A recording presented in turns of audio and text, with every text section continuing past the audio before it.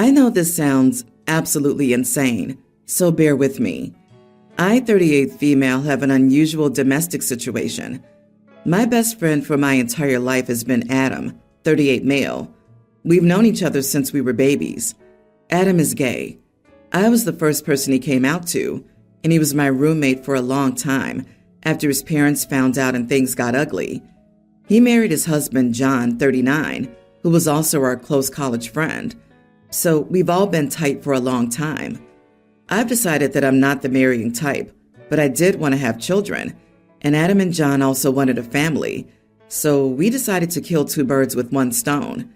We have two sons, young grammar school and pre-tween, both of whom are biologically mine, while Adam and John are each the biological father of one of the boys. It's worked out way better than we ever could have hoped. This year, we decided to go in together to get a bigger house and live together. The boys are getting to the age that they can do with their own rooms, and all of us adults have been roommates before, so we know we live well together. It would simplify things a lot. The boys love us all being in the same house, and it's a good arrangement for everyone. Adam's been talking to his parents for the last couple of years, and they're trying to repair their relationship. He's been feeling positive about it. He asked, and we all agreed that they could visit the Saturday after Thanksgiving and meet the boys. Adam had already explained the living situation, because we have always thought of the kids as all of ours, and the kids call us all their parents.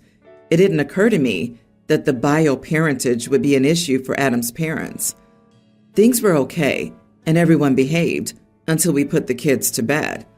I went to my room to give the others some space to talk. I heard Adam raise his voice a little, but decided not to get involved. Not long after, his mom knocked on my door and asked to talk.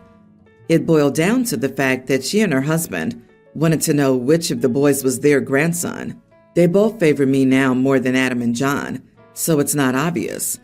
I suspected something was up, so I told her she needed to talk to Adam and John about it. They refused to answer the question because both boys were their children, so she wanted me to. It turned into an uncomfortable situation. Adam and his dad aren't speaking, and I've gotten some messages from his mom trying to backtrack, but pressing for info simultaneously. A friend of mine said that while it was smart not to disclose without consulting Adam and John, we're delving into idiot territory by refusing to explain the bio relationships involved. And it's not wrong for the grandparents to want to know, especially since John's parents know. They only know that because they were involved with helping us with the pregnancies and when the boys were tiny, since my parents passed on. However, am I the idiot for refusing to tell my son's grandparents which of my children is their grandson? Not the idiot. This is a clear-cut attempt to establish which kid it's okay to abuse. Let them know that until they're ready to accept both, which includes never knowing, because they have demonstrated that they can't be trusted with this information, they will not be seeing either grandchild because neither one is safe around them. The biological grandson will be the only one to get an inheritance, birthday gifts, Christmas gifts, graduation, and a car. They will take a DNA sample the first chance they get. These people are gross. That's what I was thinking. I have a step-aunt who did a DNA test to prove her grandchildren weren't her sons. Boy, did that cause a huge rift when she kept bragging she did it.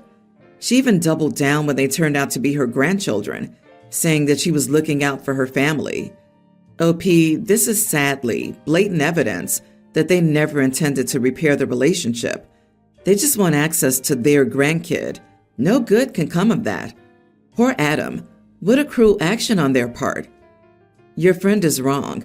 It's not your job to break the boundaries your kid's father has set. Both kids are their grandkids. The only people who should care about biology are their doctors, and only for medical history. Great job standing up for your best friend and helping him enforce his boundaries. By the way, this family arrangement, beautiful. You have a unique family, and the grandparents can either accept that they have two grandsons or have no grandsons. I was at an observation deck yesterday. It's one of those that has a glass floor as part of it. A guy was there trying to get his wife and kid to go on the glass floor so he could take a picture. The kid looked about 3 and terrified. His wife wasn't interested either. When she went to the bathroom, he picked up his kid and went on the glass floor. The kid was frozen stiff and looked pale as a ghost. The dad got his selfie though. When he walked by me, I was telling my boyfriend that if we got married and had kids, and he did something so idiotic and traumatizing to our kids, I would be angry. The guy overheard me and said I should mind my own business. I said I wasn't talking to him, but I did repeat myself and say that he was an idiot for putting his kid in such a scary place when the kid didn't want to be there. By this time, his wife had come out and heard us arguing. Then she got angry at him for doing this against their kid's obvious desire. We walked away, but my boyfriend said I shouldn't have started crap with some random guy terrorizing his kid. Am I the idiot? Not the idiot. He interrupted a conversation that you were having with your boyfriend. He chose to bring you into the situation, so you had the right to defend yourself in what you said in a private conversation. The guy was being a selfish idiot. Maybe you weren't the best source to hear it from, but he needed to hear it nonetheless. I believe the kid needs to hear it too. I mean, I agree OP's not the idiot, but this reasoning is so dumb, LMAO. If you have a conversation about someone who's within earshot, they definitely have the right to respond. OP absolutely started the altercation by talking about the dad where he can overhear. Again, I think doing this is totally justified in this situation, but let's not act like the OP was minding their own business, LOL. You are the idiot. As a bystander stranger in public, you're a lot less qualified to judge how this impacts that kid than the dad is. He knows the kid's personality, expressions, ways of communicating, and how they've reacted in the past to being put outside their comfort zone. So you need some humility that your gut reaction about what this experience was like for the kid may very well be wrong, and the dad may be more qualified to know. Meanwhile, your behavior seems idiotic. You just happened to badmouth this guy within earshot rather than waiting until he was gone or talking quieter. Then when, of course, he hears you, you write him off that you weren't talking to him, which is doubtful if you said it so he could hear it. You weren't just talking to your boyfriend. You wanted this guy to hear, and you wanted his reaction. It just seems all about making yourself feel good based on confrontation. So 2 months ago, my daughter-in-law, 26 female, gave birth to my lovely grandson. My family and I are Bulgarian Orthodox. Before my grandson was born, I told my son and his wife that I was going to pay for all baptismal expenses and any childcare expenses for the first year, as long as they gave the kid an Orthodox name. They both agreed without much consideration. They named him David Antoine. David is the Orthodox name, and Antoine in honor of the uni professor who mentored both my son and his wife, and who sadly passed away during the global issue. The thing is, while my daughter-in-law converted to Orthodoxy, her parents are atheists of African origin, Ivory Coast, who moved to France. They really wanted their grandchildren to have a traditional Ivorian name. So 2 months ago, when the baby was born and they found out about the name, they threw a massive fit, directed primarily at my wife and I, name-calling, cursing, accusations, and frankly, I wasn't having any of it. I told them that they were insensitive and insulting to not only my religion, but also that of their daughter, to their daughter's decision, and to the mentor of both their daughter and my son. I told them they're uninvited to the baptism due to their behavior, unless they apologize to the parents of our grandchild. Both my son and his wife agreed with my decision. The baptism is next week, and while I've been in no contact with them, my son said that from the discussions they've had, they're still pretty angry and unwilling to apologize, but they said that they'll come to the baptism, whether I like it or not. My sister tells me I've been acting like an idiot towards them, and I should let them join next week if they show up. I maintain that they'll not be allowed at the after party. Edit. When I said they'll not be allowed at the baptism, I meant at the after party, which will take place in my home. Only church officials can kick people out of the ceremony itself, and unless they're disruptive, I don't see a reason they'd be kicked out. My son and his wife paid for their own wedding. She converted of her own free will because it's what she believes in. If you name your kid like I want, I'll pay you. Definitely you are the idiot for using money to manipulate the outcome you wanted with your grandchild. In regards to your in-laws, it's unclear if you've given them any other reason to think that you're a bigot. I can only wonder what your reaction would have been if they'd come up with a better package and had a secular naming ceremony. Frankly, you strike me as an unreliable narrator. Yes, exactly. If the roles were reversed, imagine how upset OP would be. That's a lot of money, and it's effectively blackmail. Of course, blame partly lies on the son and the daughter-in-law, as they could have still said no, but it sounds like an offer that most new parents could scarcely afford to refuse. Also, this wasn't a daughter-in-law's decision. She was flat out bribed by them to make a decision in their favor. Jesus, OP, why can't the parents of this baby make the decision about the name? You're financially incentivizing your level of input into a decision that isn't yours, and now the in-laws are upset that they didn't get a say. Back off, dinosaurs. You had your turn to name your own kids. This isn't your child to raise, and using your money to blackmail your son is wrong, especially when it separates your daughter-in-law and grandson from their culture, religion, and heritage. That's ludicrous. I, 28 female, am currently taking care of my niece, Tina, tween, while my brother's out of town for work for a month. I work from home, so I temporarily moved to my brother's house to look after her. Tina's mother passed away, but her maternal grandparents live in the same neighborhood. My brother told me they visit the grandparents weekly, and sometimes Tina will play with the cousins, as her aunt and uncle also often visit her grandparents. Tina has plenty of toys. She's also tidy and usually picks up after herself, so I don't really know what toys she has. Just a few hours ago, Tina's aunt, Wendy, dropped by with her son, Bill, tween, and asked Tina to return some figures that were her stepson's. I asked Tina for them, but she refused, saying she won the figures in their poker game and was entitled to them. Apparently, their older cousins played poker together at their grandparents' house and taught the younger ones to play. Tina said that Bill wanted to play with her tablet, but she refused. The older cousins then suggested they played poker for it. An hour on Tina's tablet versus something Bill has that Tina would want in return. The only things Tina thought were worth an hour on her device were the Star Wars figures. Wendy accidentally unloaded from her car and made Bill keep an eye on, so Bill wagered the figures, and he lost all but 2 of them to Tina, with their older tween cousin as their witness. Wendy then needed to hurry home and grabbed Bill, not noticing the difference in the bag. The figures were Bill's half-brothers, who left the bag in Wendy's car. He was panicking when he noticed all but 2 of his figures were missing. So Bill was forced to tell his mom and brother what happened. Wendy asked for the figures back. They're not particularly expensive, like $25 to $30 each, but Bill's brother did save up for them. Tina refused to give them back, saying she won them fair and square, and their cousin was the witness to the game. Wendy said she couldn't hold a child poker game responsible for the loss of actual properties, and that Tina needed to return the figures.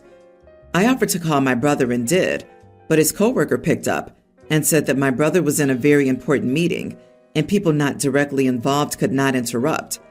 My brother forgot his phone, so he would be unreachable until the end of the meeting, 6 or 7 hours from now. So I left a message asking him to call me back. I told Wendy we'd have to wait for my brother to make his decision. As for now, Tina will keep the figures until her father says otherwise. Wendy said she didn't have 6 hours to wait. She said I should be able to see how messed up this is and make Tina return the figures. Again, I refused to make her, saying I personally thought Tina earned the figures and my brother was the only one who could make Tina return them. Wendy called me an idiot for stealing, and as she could not wait around, took her son back, saying she would call later. Am I the idiot? You are the idiot. Those figurines were not Bill's to gamble. Tina's received stolen property, and you're refusing to return them because your tween niece won them in a poker game? You're supposed to be the adult in charge here. Once it was made clear that they weren't Bill's toys, by not returning them, both you and Tina were no better than thieves. Way to teach the kid values. How many figurines are we talking about here? Because if only 2 were left, it makes me think it's probably upwards of $100 worth of toys at least that a kid saved up for, and you're refusing to return. Do you really need someone else to point out how crappy a move that is? Honestly, the fact that Tina swindled her cousin into putting up permanent ownership of items in return for a shot at temporary use of her stuff is enough to be worrying by itself. Such an inclination towards being a rip-off artist should, in my opinion, be nipped in the bud, hard. Watch Tina. She appears to be lacking empathy and will grow into a snake. Wow, I get to go against the grain, not the idiot, because it's entirely reasonable to have the father handle the issue and make the decisions himself when he becomes available.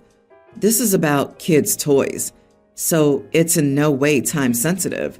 The aunt can easily wait for a day to have this resolved. Just gotta tell her stepson she's sorry for causing the inconvenience. The aunt is the idiot for trying to pressure OP into not consulting her brother. The aunt's also the idiot for failing to teach her son that you don't give away things you don't even own. If he broke or lost them, the blame would also obviously be on him, no? Yep, I'm here for this one. It's surprising how you're being scolded here for wanting to ask the kid's parent how to parent their kid. Holy crap. They're tweens, though. Doubt either of them knew what the figures were worth beyond the fact that they were toys. They probably gambled them because it's the only thing Bill had on him, and probably multiple games, not 3 figures in one go. I'm amazed that people think Tina is some kind of mastermind. She just won something and now considers it hers, probably not really thinking about Bill's brother. If the 2 tweens played a game and the winner got all the sweets, but then the loser's parent demanded the sweets be given back, even though had they lost it, it would have stuck, that would seem very unfair. My son, male 19, loves to just wear his underwear in his room for whatever reason. He'll throw on a shirt and pants if he has to step out to go to the bathroom, come to the kitchen, talk to anybody, etc. But otherwise, he's just in his underwear. I've, male 48, told him multiple times that I dislike this and that he has to wear clothes in case his mom or I have to come into his room. He says that if we start knocking, he'll throw something on, and then it'll be okay. I told him he still had to wear clothes, and then he made another excuse and said it was too hot. In the summer, I tend to set the thermostat to around 85 or 87 to save money. I turn it down to around 80 to 82 once the sun goes down, because then it takes less energy. He says that it makes him sweat when he's just sitting around not doing anything, and I rejoin by saying, if it's so hot, go spend a couple hours outside, see if it still feels hot. We live in Oklahoma, and it routinely gets up to 100 in the summers. He rolled his eyes at this, and we just kept arguing. I'm wondering now if I'm the idiot. Am I? You are the idiot. Huge one. 87 degrees in the summer? That's torturous. Your ridiculous temperature requirements are the reason he's wearing only underwear in the first place. You want him to get dressed? Keep the house at a humane temperature. 87 degrees in the house? I would friggin' die. I don't care how many clothes the kid is wearing. That's inhumane. OP's probably the kind of guy who lives by my house, my rules, right down to micromanaging his son's room because it financially still belongs to OP. Well, OP will learn one day when he has his own room in a nursing home and can't have any more control over it. I'm not trying to be rude here, but this isn't how you treat someone you love.